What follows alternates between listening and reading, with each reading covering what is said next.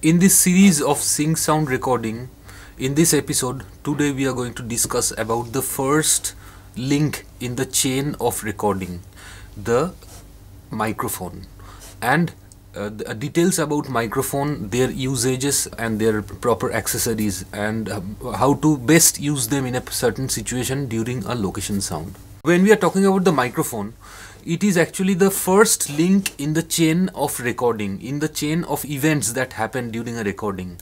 When we are recording something, it must be understood that the sound is not captured in its original form. Now, whatever we hear, whenever we hear them, sound is actually a mechanical energy that gets generated from a vibrating body, travels to our ears and hits our eardrums, which creates a sensation and which travels to the brain and gets decoded as sound. Now, if we want to capture this sound or if we want to record this sound, the very first thing that we must do is to convert the sound into electrical energy.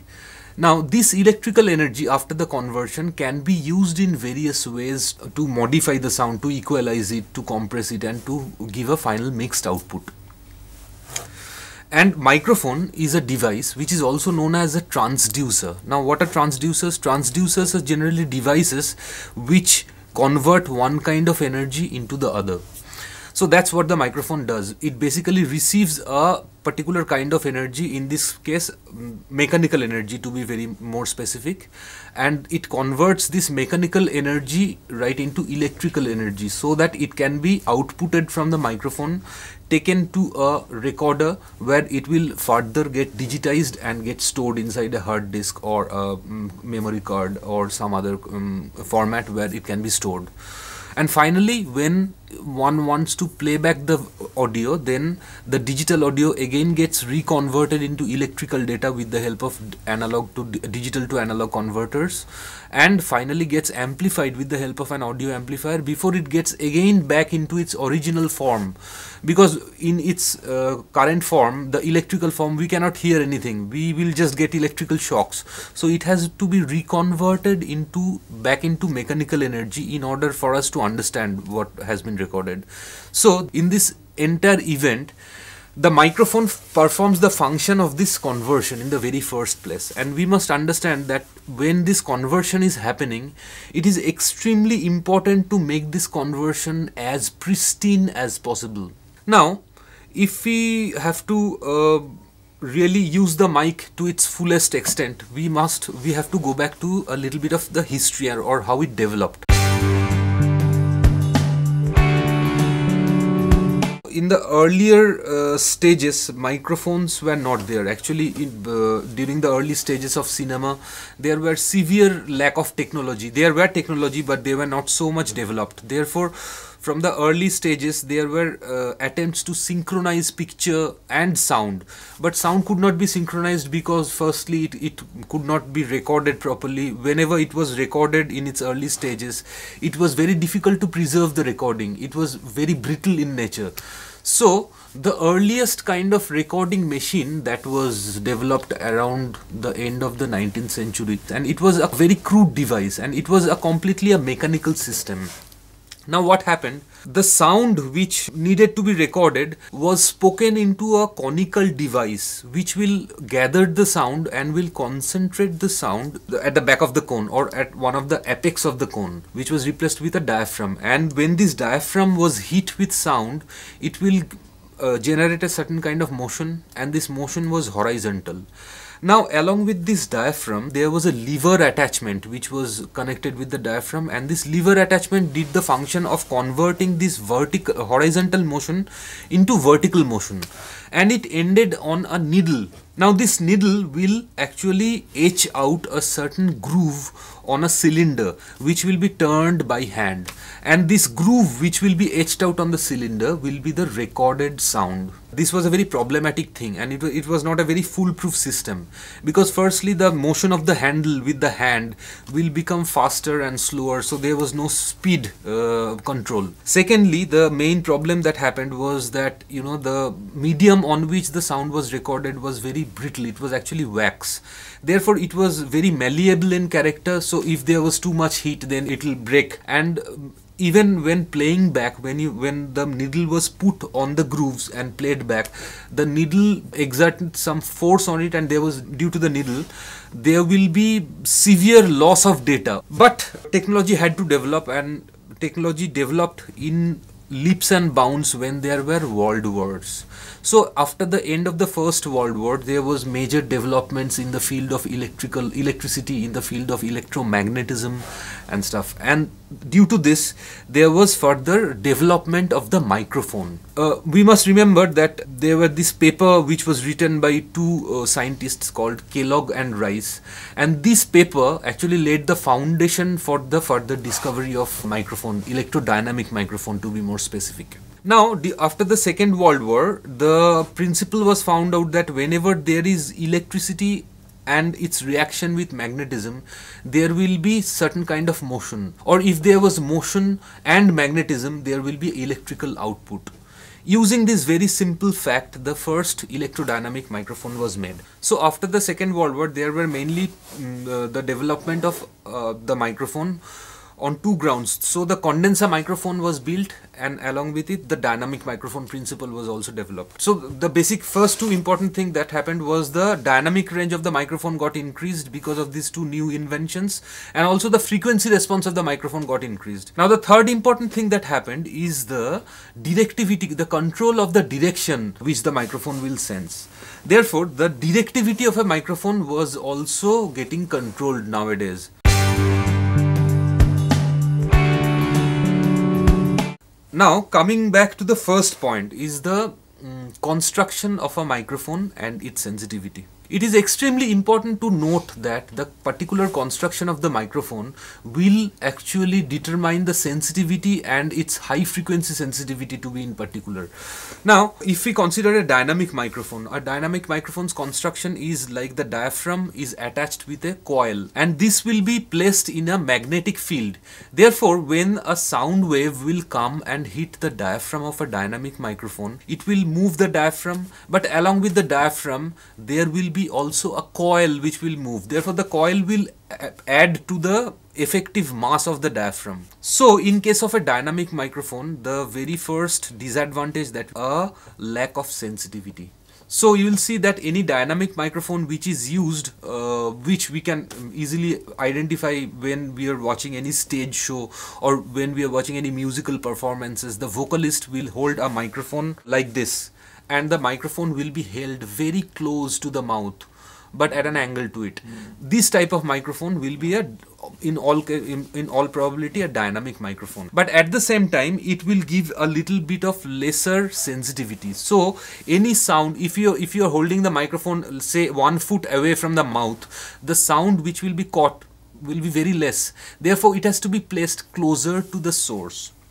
And secondly, this type of microphones, since the diaphragm is heavier in nature, it will be difficult to move it very rapidly. So this type of microphone will also be very, it won't be able to reproduce higher frequencies very much. So these type of microphones will be very good in producing low frequency and mid frequency and will not be very sensitive. But there are situations where we will require much more higher sensitivity.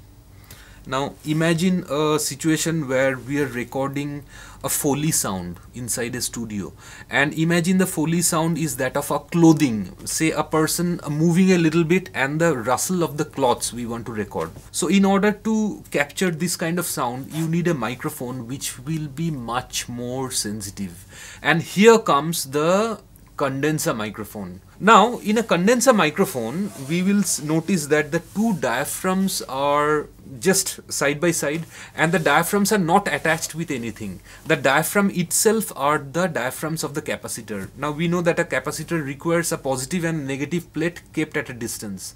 Now as the distance increases or decreases between the plates, the capacitance increases and decreases, and this capacitance can be further converted into difference in voltage and give an electrical output from a condenser microphone.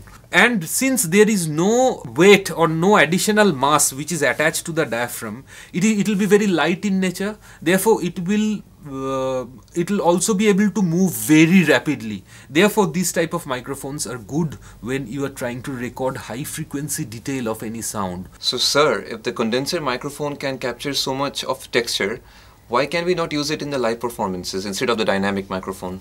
Now, when we are talking about voice, we are already talking about a limited frequency range, because in voice, as I said, that the low frequency limit will be around 100 Hz and the high frequency limit will be around 8 kilohertz.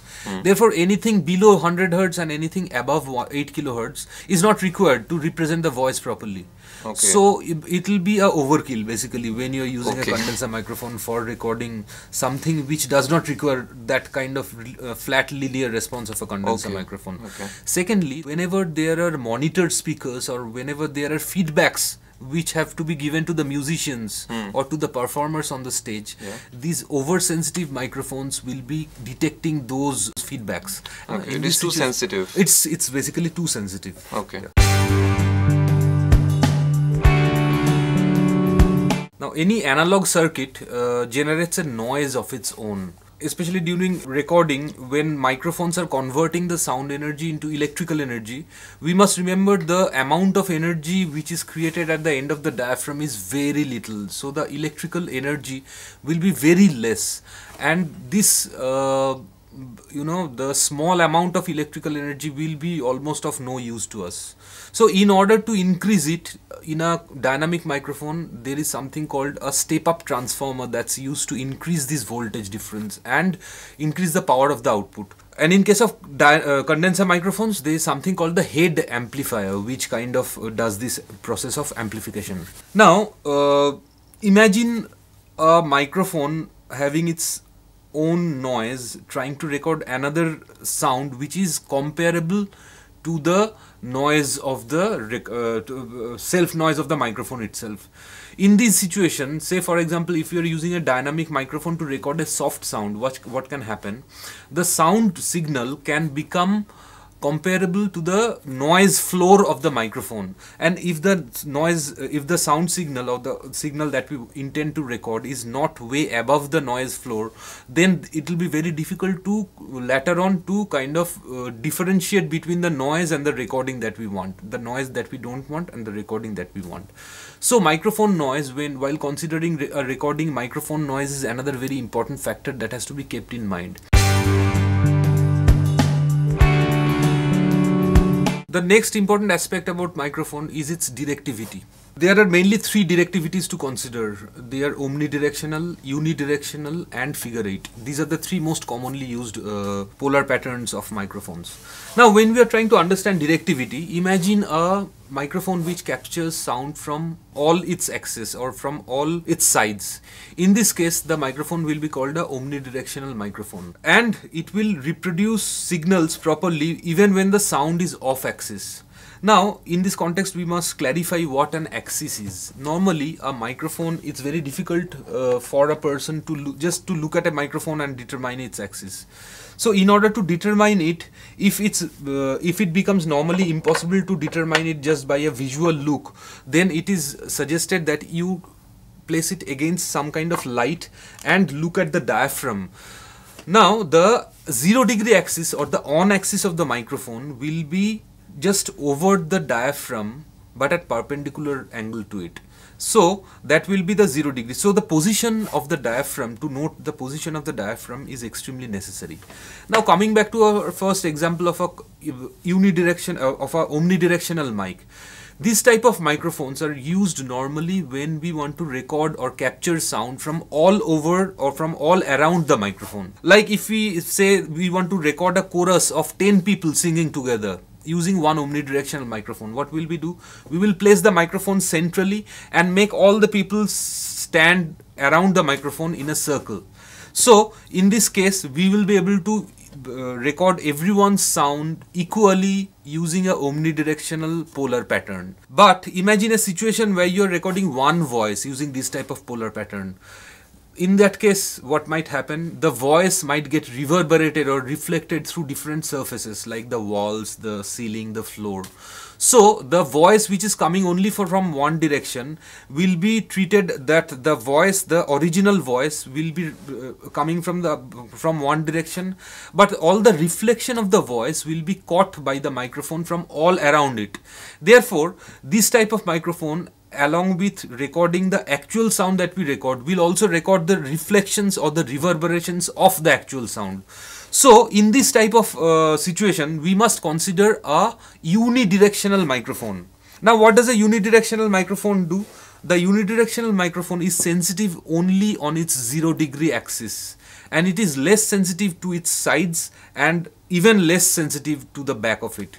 So whatever sound is coming from the forward direction or the 0-degree axis will be accepted by this kind of microphone. The third type of polar pattern which is commonly used is the figure 8. It's also known as figure 8 or bidirectional polar pattern. Now in this type of microphones, the sound will be accepted from the front end or the 0-degree axis and also the 180-degree or the back end. So this type of microphone will be sensitive on its front side and back side. So singing a duet would be easier.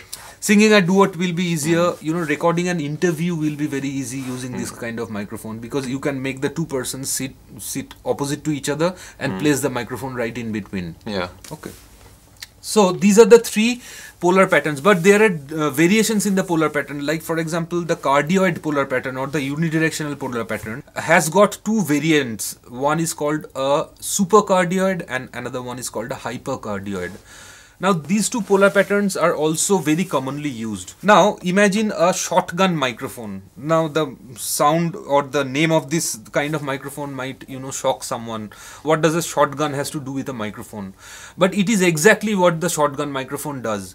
It is a very pointed microphone. Therefore, wherever you are pointing this kind of microphone, it will only pick up from that direction and it will reject all the other sounds coming from all the other direction. Now shotgun microphones are extremely handy when we are dealing with outdoor recording situations. Say when we are recording interview by the side of a road, we do not need the traffic to be recorded, but we need the voice to be recorded. So one can actually point it like this towards the mouth and away from the traffic and get a clear sound. It is extremely important to understand the polar pattern of a mic. And for this exercise, I have selected a studio condenser microphone with a variable polar pattern, meaning that this microphone can be used in three separate polar patterns. One can set it as an omnidirectional microphone, one can set it as a unidirectional microphone, or even as a figure 8 or bidirectional microphone. So these three polar patterns he is going to test by going to all the four axes. Now the forward axis of the microphone should be determined before this test. It can be easily done by going through the literature which is provided with the microphone, or if not, by physically looking at the microphone, or if it is not possible to just by looking at it, one can place it against the light and see the placement or the location of the microphone, location of the diaphragm to be precise. Now the diaphragm directly perpendicular to it and in front of it is 0 degree. And if you go 90 degree, then we have a 90 degree axis. Going to the opposite side will ensure that we go to the 180 degree axis, and then again to the 270 degree axis, the other side of the microphone. So these four positions for the three different polar patterns we are going to test now. We are recording omnidirectional and this is 0 degree. We are recording omnidirectional and this is 90 degree. We are recording omnidirectional and this is 180 degree.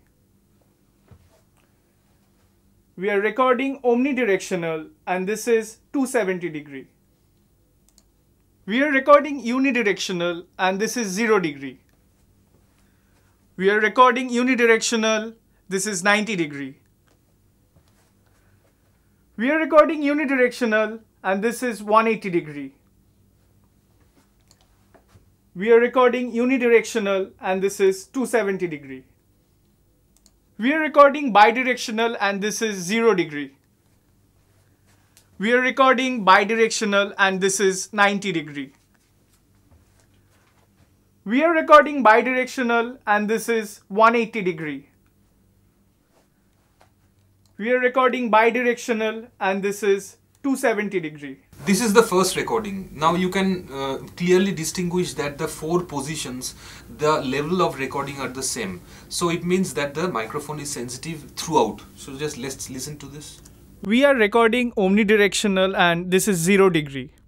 We are recording omnidirectional and this is 90 degree. We are recording omnidirectional and this is 180 degree. We are recording omnidirectional and this is 270 degree. Another important thing to note here is that the high frequency response is the same throughout. In all the four positions, the high frequency response is the same. Now let us go to the second type of directivity of microphone, which is the unidirectional type.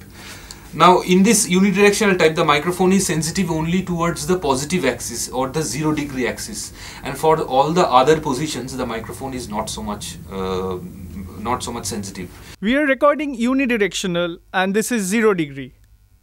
We are recording unidirectional, this is 90 degree. We are recording unidirectional and this is 180 degree. We are recording unidirectional and this is 270 degree. Now see, in unidirectional pattern, the high frequency response remains intact when the speaker is directly in front of the microphone or on the 0 degree axis. For all the other three positions, you can see the volume has diminished as well as the high frequency response. Now let's go to the third position, which is the bidirectional position.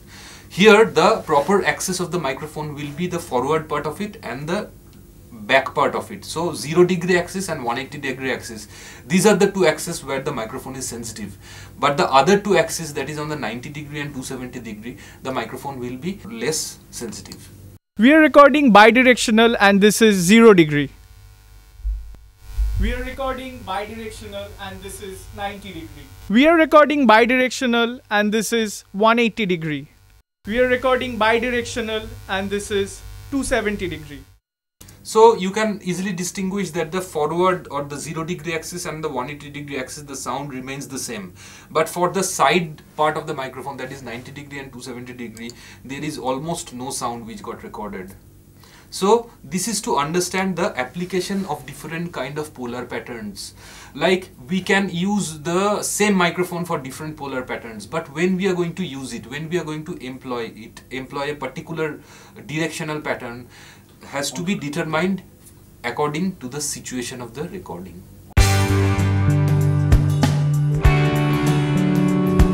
It is important to note that whenever we are trying to record a particular sound, there are two characters of the sound which we are trying to record. The first one is the pitch or the frequency of the sound, we want to represent it properly, and the second one is the loudness or the volume of the sound. Now the pitch is directly related with the frequency of the sound, and the volume of the sound is directly related with the amplitude of the waveform. Now the pitch, in order to ensure correct pitch is recorded, or all the high frequency and low frequency, all the frequencies are properly recorded, it is extremely important to position the mic properly with respect to the source. And in this case, it is extremely important to note that the forward axis of the microphone should always be placed towards the source, so that all the high frequency of the source is properly captured. The second most important thing and the most little trickier thing is the volume information that we want to record. Now you must have noticed that when we are hearing a sound, when we go near to that particular sound, it is louder. As we walk away from the sound, it rapidly falls. The volume of the sound or the intensity of the sound falls rapidly. And this actually happens due to the inverse square law. So if we double the distance from the source to the listener, the sound falls by half, the sound intensity halves. Or it's been calculated that there is approximately a 6 decibel loss for every doubling of the distance. So it is extremely important to note that the microphone position with relationship to the source should be controlled, should not be too close, should not be too far away. If it's very far away, what becomes, the signal to noise ratio becomes worse, because the signal will, the volume of the signal or the recorded signal will fall in volume level. Now, another important thing when we are talking about the distance between the microphone and the source is that when we are using condenser unidirectional microphones, it is a character of the microphone that when the microphone is placed very close to the source, say less than 1 foot away, maybe about half foot away from the source, the lower frequency of the source is unnaturally emphasized, and this phenomena is called bass tip up. Therefore, it is important to note that whenever you are using a unidirectional microphone, we should not place the microphone very close to the source. Now, in this, there are so many variables, but there are certain things, there are certain points which are to be noted and which are to be strictly followed. And if someone is following these guidelines, one is sure to get a proper recording. Now, what are these guidelines? The first one is that it is very important to have an idea about the frequency response of the source that we are trying to record and to match it with a proper equipment. Now, if we consider the example of a vocal microphone, now the vocal microphone will not be in all probability having a linear frequency response at very low frequency and at very high frequencies. The vocal range of a human being will be around, say, the lowermost frequency response will be around 100 Hz and the uppermost response might be around 8 kHz. So beyond that frequency response, we don't need a linear response of the microphone. So it is important to match a microphone with a source that we are trying to record. On the other hand, if we are trying to use a vocal microphone to record, say, a sound of a very high frequency, a cymbal or a crash, in that case what might happen, the microphone will not be able to capture or truly represent the high frequency sound that we are trying to record. In that case, the microphone selection will be improper and that will lead to a not so good recording. The second point that must be noted is that to find a sweet spot for the microphone placement. Now, in order to find this space, it is important to move around the source of the sound and to ascertain from which position the sound is better. Like if we take the example of a guitar. Now, when someone is playing the guitar, listening to the guitar from different angles will sound different. Like if we are very close to the guitar, to the bridge of the guitar, we will get a very sharp response. If we take our ears near the hole of the guitar, we'll get a much rounded, fuller sound and there will be a lot of low frequency response. So, all these different placements must be sought out, and it is advisable before the recording starts to do a little bit of test recording to ascertain the quality of the recording that we want. The third point to note is the space where we are recording. It is extremely important to note the character of the space. Now, if the space has got too much reverberation, it is advisable to use unidirectional microphones in order to cut down on the reflection and in order not to get the reflected sound so much and to get the direct sound more. The next point to remember, point number 4, is to record a little bit of silence or room tone in any situation where we are recording. Whenever we are recording something, there might be accidents, there might be some, unforeseen events by which there might be some noise which seeps in the recording. So there might be additional need to do patch dubbings later on. So in order to kind of make these patch dubbings invisible, it's a good practice to record silence of a space or record the space itself wherever the recording took place. The next important point to note, carry all the needed accessories and power supply. Now, say we have gone to a recording situation where there is a power cut. So in that case, we will be needing additional battery power supplies to continue the recording. Above all, it must be emphasized that recording sound is one must be ready to record sound. One must be prepared for the situation. One must have the ability to anticipate things that might happen and be prepared for it. So a good recording will only happen when there is a good equipment along with a good mind using the equipment.